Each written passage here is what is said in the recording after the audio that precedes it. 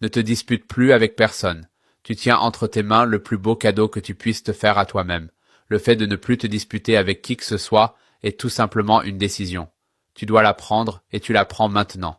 À toute personne qui veut avoir raison, donne-lui raison. Tu t'en porteras bien mieux. Vraiment, je te le garantis. Les gens, la plupart du temps, adorent avoir raison. Il n'y a pas de perte de temps plus grande que de se battre et de discuter pour avoir raison. Si quelqu'un t'insulte, ne lui réponds pas. Celui qui insulte a tout à perdre et celui qui se tait a tout à gagner. Il n'existe aucune raison qui justifie de répondre à une insulte. Ne contamine pas ta vie avec la saleté d'une autre personne. Autre chose, si tu ne te disputes pas, tu économiseras de la dopamine pour des choses importantes. Et voilà pourquoi. La dopamine est cette merveilleuse molécule qui te donne de la motivation et du plaisir, mais elle s'épuise comme le crédit d'un téléphone prépayé. Chaque fois que tu te disputes ou que tu te bats, tu dépenses de la dopamine. Quand tu gagnes une dispute, si tant est que cela existe, tu ressens un petit pic de dopamine. Mais que se passe-t-il ensuite? Si ce que tu veux, c'est te sentir bien, mieux vaut rire, danser ou manger un morceau de chocolat. Là, cela vaut vraiment la peine de dépenser ta dopamine. La deuxième chose, c'est le cortisol. Le cortisol devient en quelque sorte ton ennemi après chaque dispute. Chaque fois que tu entres en conflit, le cortisol, qui est l'hormone du stress, monte en flèche comme si tu fuyais un tigre. Cela ne fait pas seulement vieillir ton visage plus vite, car tu sais que le stress accélère le vieillissement, mais cela désactive aussi des fonctions importantes de ton cerveau.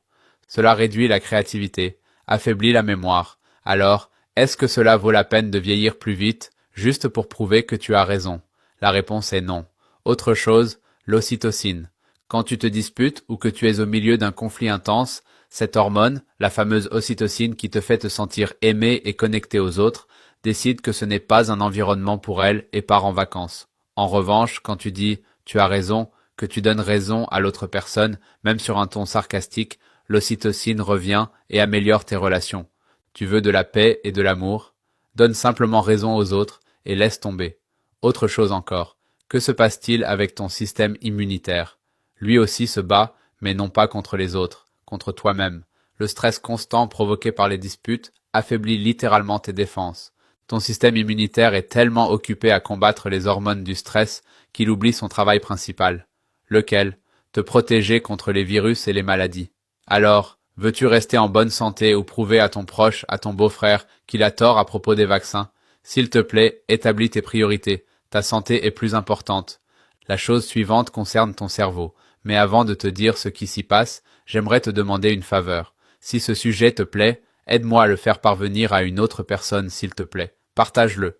Vraiment, cela m'aide énormément si tu peux le partager avec un membre de ta famille, un ami ou qui tu veux. Pourquoi? Parce que c'est la seule façon que j'ai de diffuser mes vidéos.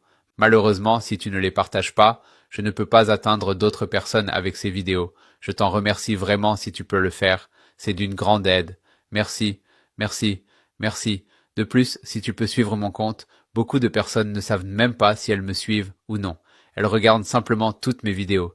Comment le savoir? Va sur ma page. Si le bouton suivre apparaît, cela signifie que tu ne me suis pas. Clique dessus. Bon, je te disais que le cerveau subit aussi des changements parce qu'il ne sait pas faire la différence entre un tigre et un « je te l'avais bien dit ». Pour ton cerveau, se disputer avec quelqu'un revient au même que d'affronter un danger mortel.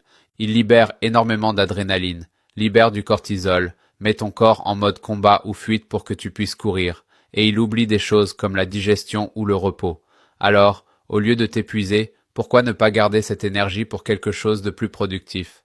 Autre question, dire que tu as raison, est-ce que cela te donne du pouvoir, ou est-ce un signe de faiblesse? Qu'en penses-tu?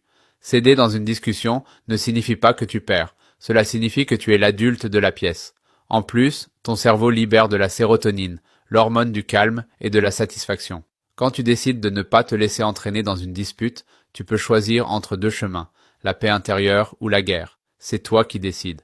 Autre chose, ne pas se disputer te rend plus attirant sur le plan émotionnel. Les gens préfèrent être proches de quelqu'un de détendu, plutôt que de quelqu'un qui semble se battre, même contre sa propre ombre. Quand tu évites les conflits, les autres perçoivent que tu as un bon équilibre émotionnel, même si toi et moi savons que ce n'est pas toujours le cas, mais on peut toujours faire semblant. Autre chose, ton cerveau aime la simplicité et en fait, il la préfère.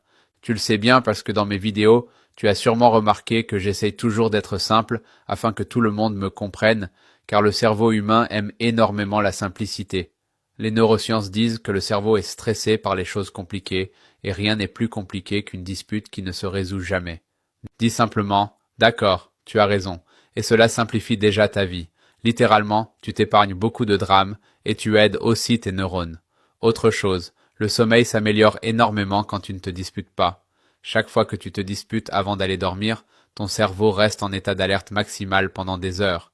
La mélatonine, qui régule le sommeil, ne s'entend pas bien avec le cortisol. Alors, si tu veux dormir comme un bébé, mieux vaut donner raison au monde entier, à tout le monde, et te reposer. Autre chose, rappelle-toi que la vie est bien trop courte pour passer son temps à se disputer sans raison ou pour perdre des années de sa vie dans des conflits. Ici, il n'y a pas vraiment d'explication, seulement une philosophie de vie. Le temps est de l'or et il ne mérite pas d'être gaspillé dans des disputes qui ne mènent nulle part. Garde ton énergie pour les choses qui comptent vraiment. Et en parlant de paix intérieure et d'une vie épanouie, je vais te donner quelques autres choses bien plus importantes que de te disputer. La première, c'est d'essayer de sourire davantage. Quand tu ris, ton cerveau libère des endorphines, ces petites molécules du bonheur qui agissent comme des antidouleurs naturelles. En plus, tu réduis ton taux de cortisol et c'est tout bénéfice. Cherche des mèmes, des séries, un petit animal de compagnie, des amis drôles, tout ce qui peut te faire rire et tu te rendras compte que cela augmentera ta longévité. Le deuxième point est de faire de l'exercice régulièrement. Et ce n'est pas une plaisanterie. L'exercice est un antidépresseur naturel. Il libère de la dopamine, de la sérotonine et des endorphines. Et cela te fait te sentir bien. Si tu veux aller bien, bouge, fais de l'exercice. Tu n'as pas besoin de te tuer à la salle de sport. Le simple fait de bouger, même de danser, compte. Le point suivant est aussi très important pour maintenir une vie épanouie. Bon, mais avant cela, si ce sujet te plaît, partage cette vidéo, s'il te plaît. Cela nous aide beaucoup à diffuser ce message et suis mon compte. Je t'en suis très reconnaissant si tu peux nous suivre. Vraiment, infiniment reconnaissant envers toutes les personnes qui le feront. Bon, la chose suivante est d'essayer de dormir davantage. Dors suffisamment. Le sommeil, c'est comme redémarrer ton cerveau. Si tu n'as pas tes 7 à 8 heures de sommeil chaque nuit, tous les jours, ton taux de cortisol augmentera et ta mémoire partira littéralement en vrille. Bien dormir, c'est prendre soin de ta machine principale, ton cerveau. Autre chose, sois reconnaissant. Pratique la gratitude. Quand tu remercies, ton cerveau se concentre sur le positif et produit davantage de dopamine. La gratitude n'est pas seulement une marque de bonne éducation, c'est aussi une bonne chimie cérébrale. Essaie aussi de méditer ou de pratiquer des respirations profondes. Et rappelle-toi, ce n'est pas réservé aux hippies. Chaque fois que je parle de méditation, certaines personnes me disent dans les commentaires « Non, méditer, c'est pour les hippies. » Non, c'est pour tout le monde. La méditation réduit le cortisol et augmente la sérotonine. Si tu n'aimes pas méditer, essaie simplement de respirer profondément pendant 5 minutes. Inspire par le nez, retiens ton souffle, puis expire par la bouche. Cela aide énormément. Autre chose, essaie de manger sainement. Nourris ton cerveau avec des oméga 3, des antioxydants et du magnésium. Cela aide à maintenir tes neurotransmetteurs heureux. Alors, moins de malbouffe et davantage de fruits et de légumes. Autre chose, essaie d'avoir de bonnes relations sociales. Le contact humain libère de l'ocytocine. T'entourer de personnes positives améliore non seulement ton humeur, mais renforce aussi tes connexions neuronales. Partage cette vidéo. Rappelle-toi qu'il s'agit seulement d'informations et qu'elle ne remplace pas une consultation avec ton médecin. À bientôt dans la prochaine.